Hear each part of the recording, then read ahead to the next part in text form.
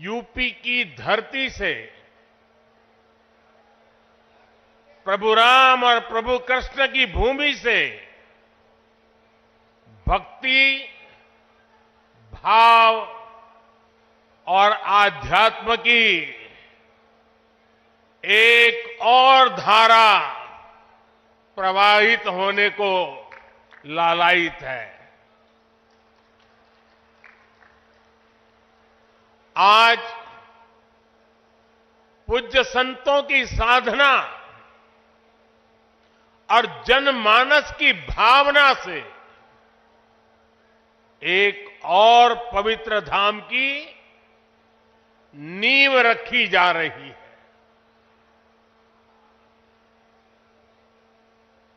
अभी आप संतों आचार्यों की उपस्थिति में मुझे भव्य कल्की धाम के शिलान्यास का सौभाग्य मिला है। मुझे विश्वास है कि कल्की धाम भारतीय आस्था के एक और विराट केंद्र के रूप में उभर कर सामने आएगा। मैं सभी देशवासियों को और विश्व के सभी श्रद्धालुओं को शुभकामनाएं देता हूं। अभी आचार्य जी कह रहे थे कि 18 साल की प्रतीक्षा के बाद आज ये अवसर आया है। वैसे भी आचार्य जी कई ऐसे अच्छे काम हैं जो कुछ लोग मेरे लिए ही छोड़ करके चले गए हैं।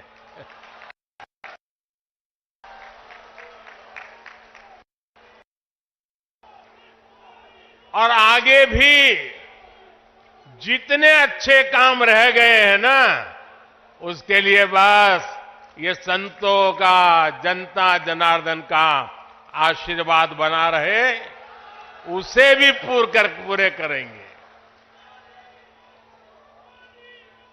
साथियों, आज छत्रपति शिवाजी महाराज की जन्म जयंती भी है। ये दिन इसलिए और पवित्र हो जाता है और ज्यादा प्रेरणादायक हो जाता है। आज हम देश में जो सांस्कृतिक पुनरोदय देख रहे हैं, आज अपनी पहचान पर गर्व और उसकी स्थापना का जो आत्मविश्वास दिख रहा है, वो प्रेरणा हमें छत्रपति शिवाजी महाराज से ही मिलती है। मैं इस अवसर पर छत्रपति शिवाजी महाराज के चरणों में श्रद्धापूर्वक नमन करता हूं, उन्हें श्रद्धांजलि अर्पित करता हूं। साथियों, पिछले दिनों जब प्रमोद कृष्णम जी मुझे निमंत्रण देने के लिए आए थे,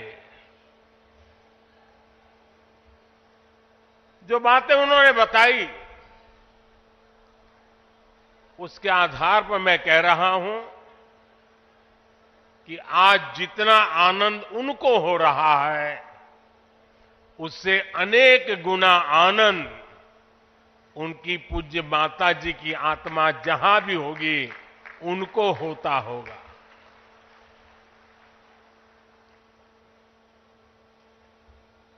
और मां के वचन के पालन के लिए एक बेटा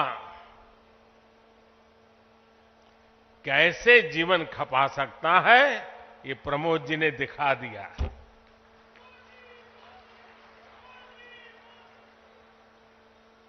प्रमोद कृष्णम जी बता रहे थे कि कई एकड़ में फैला ये विशाल धाम कई मायनों में विशिष्ट होने वाला है। एक ऐसा मंदिर होगा, जैसा मुझे उन्होंने पूरा समझाया अभी, जिसमें 10 गर्भगृह होंगे और भगवान के सभी 10 अवतारों को विराजमान किया जाएगा। 10 अवतारों के माध्यम से हमारे शास्त्रों ने केवल मनुष्य ही नहीं, बल्कि अलग अलग स्वरूपों में ईश्वरीय अवतार को प्रस्तुत किया गया है। यानी हमने हर जीवन में ईश्वर की ही चेतना के दर्शन किए हैं।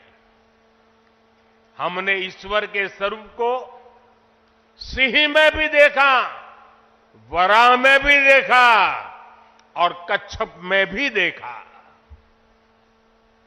इन सभी स्वरूपों की एक साथ स्थापना हमारी मान्यताओं की व्यापक छवि प्रस्तुत करेगी। ये ईश्वर की कृपा है कि उन्होंने इस पवित्र यज्ञ में मुझे माध्यम बनाया है, इस शिलान्यास का अवसर दिया है। और अभी जब वो स्वागत प्रवचन कर रहे थे, तब उन्होंने कहा कि हर किसी के पास कुछ न कुछ देने को होता है, मेरे पास कुछ नहीं है, मैं सिर्फ भावना व्यक्त कर सकता हूं। प्रमोद जी, अच्छा हुआ कुछ दिया नहीं, वरना जमाना ऐसा बदल गया है कि अगर आज के युग में सुदामा श्री कृष्ण को एक पोटली में चावल देते, वीडियो निकल आती, सुप्रीम कोर्ट में पीआई हो जाती और जजमेंट आता कि भगवान कृष्ण को भ्रष्टाचार में कुछ दिया गया और भगवान कृष्ण भ्रष्टाचार कर रहे थे। ये इस व्यक्त में हम जुगर रहे और इससे अच्छा है कि आपने भावना प्रकट की और कुछ दिया नहीं।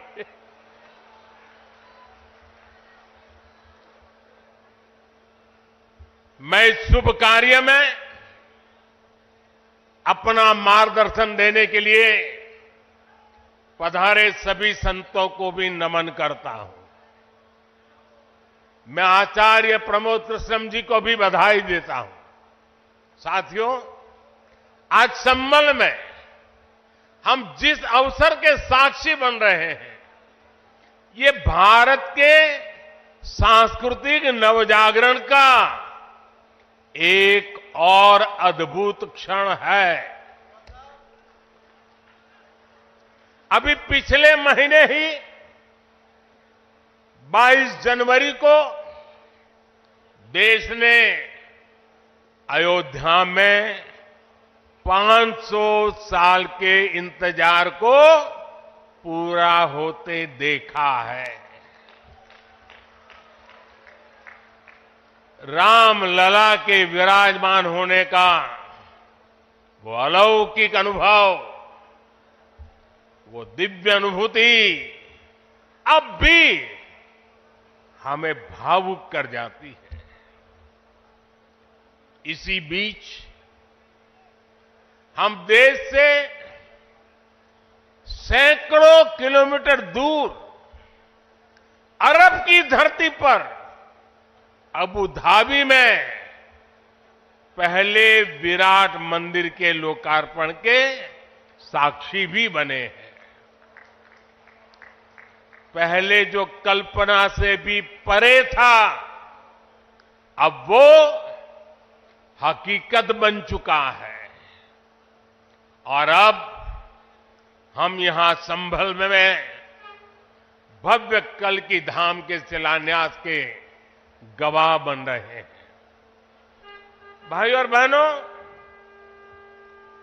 एक के बाद एक ऐसे आध्यात्मिक अनुभव, सांस्कृतिक गौरव के ये पल हमारी पीढ़ी के जीवन काल में इसका आना, इससे बड़ा सौभाग्य क्या हो सकता है। इसी कालखंड में हमने विश्वनाथ धाम के वैभव को काशी की धरती पर देखा है, निखरता हुआ देखा है। इसी कालखंड में हम काशी का कायाकल्प होते देख रहे हैं। इसी दौर में महाकाल के महालोक की महिमा हमने देखी है। हमने सोमनाथ का विकास देखा है, केदार घाटी का पुनर्निर्माण देखा है। हम विकास भी, विरासत भी, इस मंत्र को आत्मसात करते हुए चल रहे हैं। आज एक और हमारे तीर्थों का विकास हो रहा है, तो दूसरी ओर शहरों में हाई टेक इंफ्रास्ट्रक्चर भी तैयार हो रहा है। आज अगर मंदिर बन रहे हैं तो देश भर में नए मेडिकल कॉलेज भी बन रहे हैं। आज विदेशों से हमारी प्राचीन मूर्तियां भी वापस लाई जा रही है और रिकॉर्ड संख्या में विदेशी निवेश भी आ रहा है। ये परिवर्तन प्रमाण है साथियों, और प्रमाण इस बात का है, समय का चक्र घूम चुका है। एक नया दौर आज हमारे दरवाजे पर दस्तक दे रहा है। ये समय है हम उस आगमन का दिल खोलकर स्वागत करें। इसलिए मैंने लाल किले से देश को विश्वास दिलाया था, यही समय है, सही समय है। साथियों, जिस दिन अयोध्या में राम मंदिर की प्राण प्रतिष्ठा हुई थी, तब मैंने एक और बात कही थी। 22 जनवरी से अब नए काल चक्र की शुरुआत हो चुकी है। प्रभु श्री राम ने जब शासन किया तो उसका प्रभाव हजारों वर्ष तक रहा। उसी तरह राम लला के विराजमान होने से अगले 1000 वर्षों तक भारत के लिए एक नई यात्रा का शुभारंभ हो रहा है। अमृत काल में राष्ट्र निर्माण के लिए पूरी सहस्त्र शताब्दी का ये संकल्प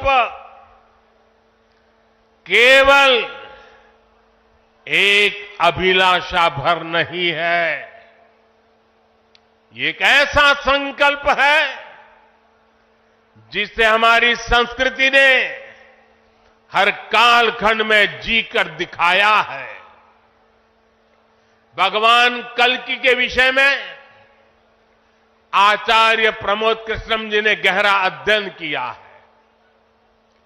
भगवान कल्कि के अवतार से जुड़े कई सारे तथ्य और शास्त्रीय जानकारियां भी आचार्य प्रमोद कृष्णम जी मुझे बता रहे थे। जैसे उन्होंने बताया कि कल्कि पुराण में लिखा है, शंभले वस तस्तस्य सहस्त्र परिवत्सरा, यानी भगवान राम की तरह ही कल्कि का अवतार भी हजारों वर्षों की रूपरेखा तय करेगा। इसलिए भाइयों और बहनों, हम ये कह सकते हैं कि कल की काल चक्र के परिवर्तन के प्रणेता भी है और प्रेरणा स्रोत भी है। और शायद इसीलिए कल की धाम एक ऐसा स्थान होने जा रहा है जो उन भगवान को समर्पित है जिनको अभी अवतार होना बाकी है। अब कल्पना करिए, हमारे शास्त्रों में सैकड़ों हजारों साल पहले भविष्य को लेकर इस तरह की अवधारणा लिखी गई। हजारों वर्ष बाद की घटनाओं के लिए भी सोचा गया। ये कितना अद्भुत है। और ये भी कितना अद्भुत है कि आज प्रमोद कृष्णम जैसे लोग पूरे विश्वास के साथ उन मान्यताओं को आगे बढ़ा रहे हैं, अपना जीवन खपा रहे हैं। वो भगवान कल्कि के लिए मंदिर बना रहे हैं, उनकी आराधना कर रहे हैं। हजारों वर्ष बाद की आस्था और अभी से उसकी तैयारी, यानी हम लोग भविष्य को लेकर कितने तैयार रहने वाले लोग हैं। इसके लिए तो प्रमोद कृष्णम जी वाकई सराहना के पात्र है। मैं तो प्रमोद कृष्णम जी को एक राजनीतिक व्यक्ति के रूप में दूर से जानता था, मेरा परिचय नहीं था। लेकिन अभी जब कुछ दिन पहले मेरी उनसे पहली मुलाकात हुई तो ये भी पता चला कि वो ऐसे धार्मिक आध्यात्मिक कार्यों में कितनी मेहनत से लगे रहते हैं। कल की मंदिर के लिए इन्हें पिछली सरकारों से लंबी लड़ाई लड़नी पड़ी, कोर्ट के चक्कर भी लगाने पड़े। वो मुझे बता रहे थे कि एक समय उन्हें कहा जा रहा था कि मंदिर बनाने से शांति व्यवस्था बिगड़ जाएगी। आज हमारी सरकार में प्रमोद कृष्णम जी निश्चिंत होकर इस काम को शुरू कर पाए हैं। मुझे भरोसा है कि मंदिर इस बात का प्रमाण होगी कि हम बेहतर भविष्य को लेकर कितने सकारात्मक रहने वाले लोग हैं। साथियों, भारत पराभव से भी विजय को खींच करके लाने वाला राष्ट्र है। हम पर सैकड़ों वर्षों तक इतने आक्रमण हुए। कोई और देश होता, कोई और समाज होता तो लगातार इतने आक्रमणों की चोट से पूरी तरह नष्ट हो गया होता। फिर भी हम न केवल डटे रहे बल्कि और भी ज्यादा मजबूत होकर सामने आए। आज सदियों के वो बलिदान फलीभूत हो रहे हैं। जैसे कोई बीज वर्षों के अकाल में पड़ा रहा हो, लेकिन जब वर्षा काल आता है तो वो बीज अंकुरित हो उठता है। वैसे ही आज भारत के अमृत काल में भारत के गौरव, भारत के उत्कर्ष और भारत के सामर्थ्य का बीज अंकुरित हो रहा है। एक के बाद एक हर क्षेत्र में कितना कुछ नया हो रहा है। जैसे देश के संत और आचार्य नए मंदिर बनवा रहे हैं, वैसे ही मुझे ईश्वर ने राष्ट्र रूपी मंदिर के नवनिर्माण का दायित्व सौंपा है। मैं दिन रात राष्ट्र रूपी मंदिर को भव्यता देने में लगा हूं, उसके गौरव का विस्तार कर रहा हूं। इस निष्ठा के परिणाम भी हमें उसी तेजी से मिल रहे हैं। आज पहली बार भारत उस मुकाम पर है जहां हम अनुसरण नहीं कर रहे हैं, उदाहरण पेश कर रहे हैं। आज पहली बार भारत को टेक्नोलॉजी और डिजिटल टेक्नोलॉजी के क्षेत्र में संभावनाओं के केंद्र के रूप में देखा जा रहा है। हमारी पहचान इनोवेशन हब के तौर पर हो रही है। हम पहली बार दुनिया की 5वीं सबसे बड़ी अर्थव्यवस्था जैसे बड़े मुकाम पर पहुंचे हैं। हम चंद्रमा के दक्षिण ध्रुव तक पहुंचने वाले पहले देश बने हैं। पहली बार भारत में वंदे भारत और नमो भारत जैसी आधुनिक ट्रेनें चल रही है। पहली बार भारत में बुलेट ट्रेन चलने की तैयारी हो रही है। पहली बार हाईटेक हाईवे एक्सप्रेसवेज का इतना बड़ा नेटवर्क और उसकी ताकत देश के पास है। पहली बार भारत का नागरिक चाहे वो दुनिया के किसी भी देश में हो, अपने आप को इतना गौरवान्वित महसूस करता है। देश में सकारात्मक सोच और आत्मविश्वास का ये जो ज्वार हम देख रहे हैं, एक अद्भुत अनुभूति है। इसलिए आज हमारी शक्ति भी अनंत है और हमारे लिए संभावनाएं भी अपार है। साथियों, राष्ट्र को सफल होने के लिए ऊर्जा सामूहिकता से मिलती है।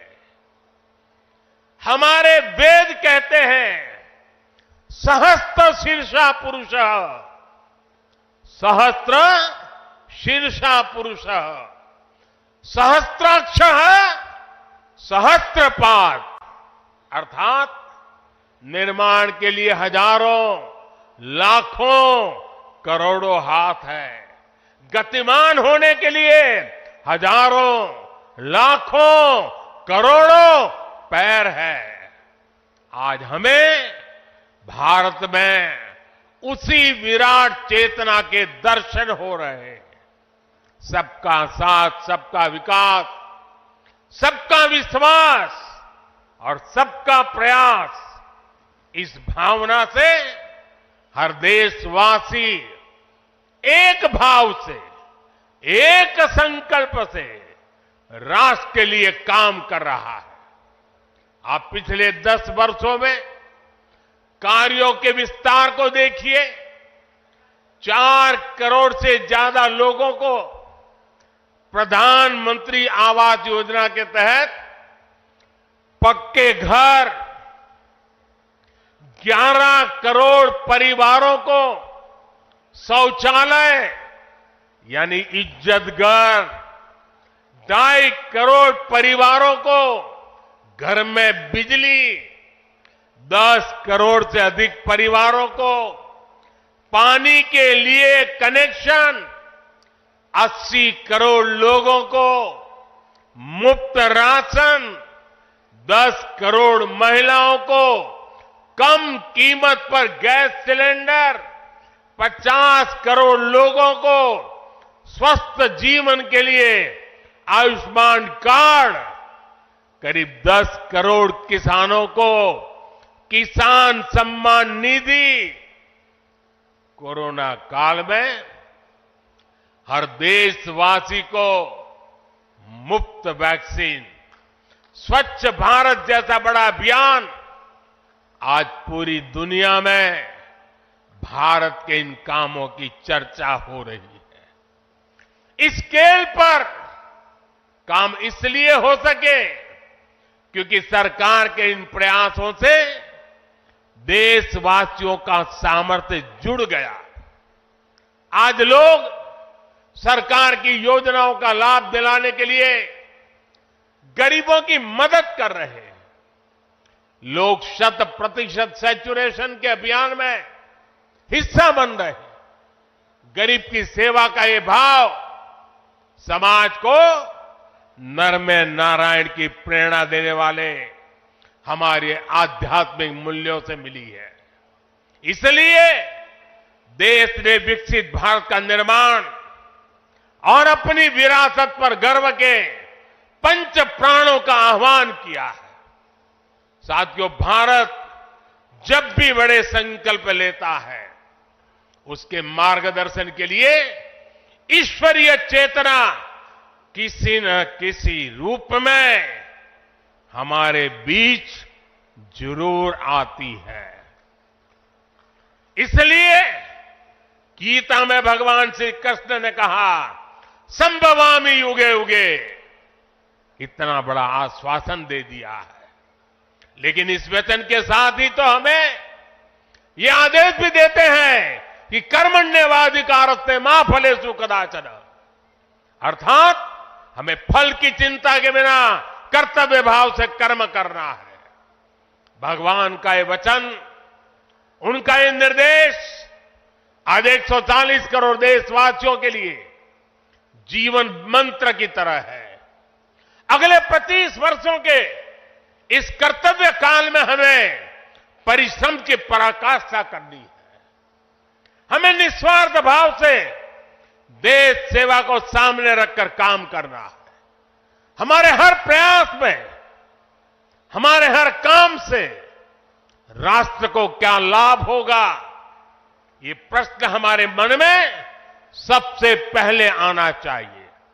यही प्रश्न राष्ट्र की सामूहिक चुनौतियों के समाधान पेश करेगा। मुझे विश्वास है कि भगवान कल्कि के आशीर्वाद से संकल्पों की हमारी ये यात्रा समय से पहले सिद्धि तक पहुंचेगी। हम सशक्त और समर्थ भारत के सपने को 100% पूरा होता देखेंगे। इसी की कामना के साथ